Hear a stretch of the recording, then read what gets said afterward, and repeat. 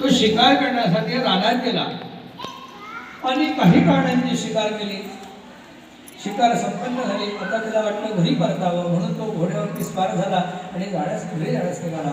जाता जाता त्याला वाटलं थोडं थांबावं, विश्रांती घ्यावी म्हणून एका वडाच्या झाडाखाली बसलं असताना समोर आदिवासी लोक, गवळी लोक, गोपगण मोठ्या भक्तिभावानं भगवान श्री सत्यनारायणची पूजा त्या ठिकाणी करत.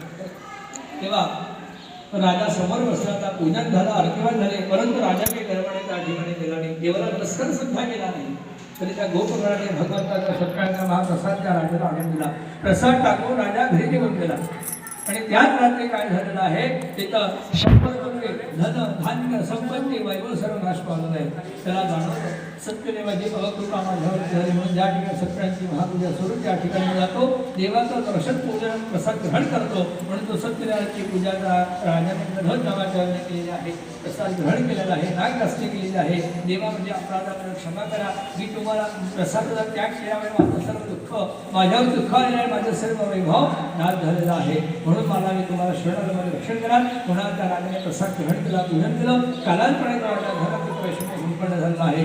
जो कोणी परम दुर्लभ सत्यनारायणची महापूजा करतो, जी कथांचे भाव ऐकतो, त्याला देवाच्या आशा त्याला धान्य संपत्ती सर्व गोष्टींची प्राप्त होते. दरिद्र माणसाला धड मिळतो.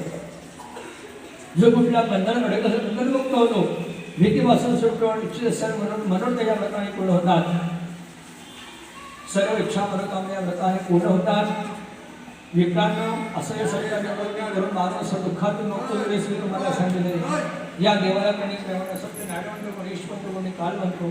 जो ही कथा नित्य मनोभाव श्रवण करेल, मनोभाव सत्यांची पूजा आपल्याकडे तिच्या सर्व इच्छा मनोकामना श्री सत्यांच्या कृपा प्रसादने नाहीशी होतात.